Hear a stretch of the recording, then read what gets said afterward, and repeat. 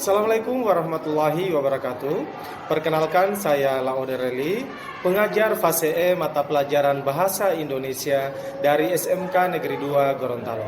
Pada kesempatan ini, saya akan memaparkan salah satu pengalaman praktik baik pembelajaran berdiferensiasi yang pernah saya lakukan. Pembelajaran berdiferensiasi menuntut guru untuk menyesuaikan proses pembelajaran kelas dengan memenuhi kebutuhan belajar murid.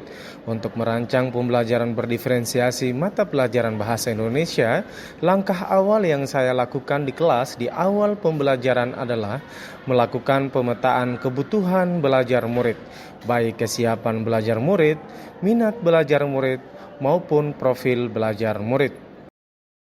Untuk mendapatkan data tersebut, saya melakukan diskusi dengan guru BK dan wali kelas, melakukan asesmen awal pembelajaran menggunakan kuisis maupun website akupintar.id untuk mengetahui kebutuhan belajar murid, sehingga saya mendapatkan informasi mengenai gaya belajar murid seperti visual, auditori, dan kinestetik, serta mendapatkan informasi tingkat kemampuan murid yang berbeda maupun minat mereka yang bervariasi.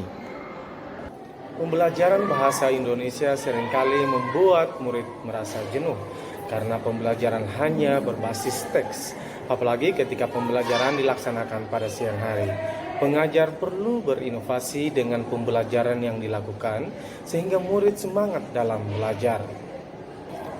Berdasarkan hal tersebut, saya merancang sebuah pembelajaran berdiferensiasi dengan menggunakan strategi pembelajaran siku ala wartawan. Strategi pembelajaran siku ala wartawan merupakan pembelajaran kontekstual kolaboratif antar mata pelajaran.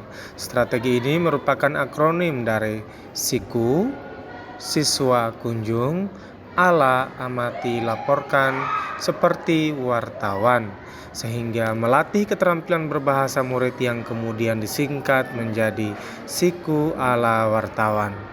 Dalam penerapan strategi ini, murid akan melakukan kunjungan, lalu kemudian mengamati dan melaporkan hasil pengamatan mereka sesuai dengan minat dan kreativitas murid, sehingga bukan hanya aspek pengetahuan dan keterampilan yang terlihat, akan tetapi dimensi profil pelajar Pancasila pun akan terlihat melalui aktivitas yang dilakukan murid selama proses pembelajaran, antara lain kolaborasi, kreatif, berkebinekaan global. Pada tahap persiapan, saya melakukan diskusi dengan guru produktif APHP terkait aktivitas pembelajaran bahasa Indonesia, topik laporan hasil observasi.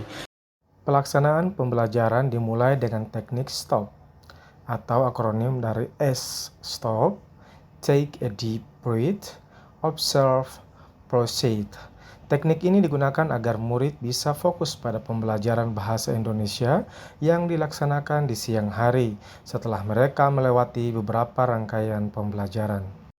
Selanjutnya, murid dipersilakan untuk memahami materi lebih detail sesuai dengan minat mereka.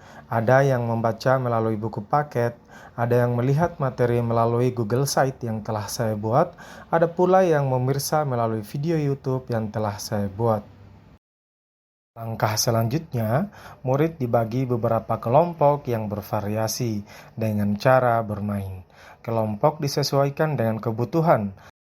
Selanjutnya, setiap kelompok akan melakukan kunjungan ke bengkel roti APHP sesuai dengan program keahlian mereka.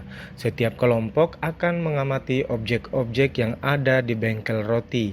Ada yang mencatat, mewawancarai, dan ada pula yang melaporkan langsung layaknya wartawan. Di sela-sela aktivitas siswa, guru akan mendampingi dan sesekali memberikan masukan jika murid mengalami kendala.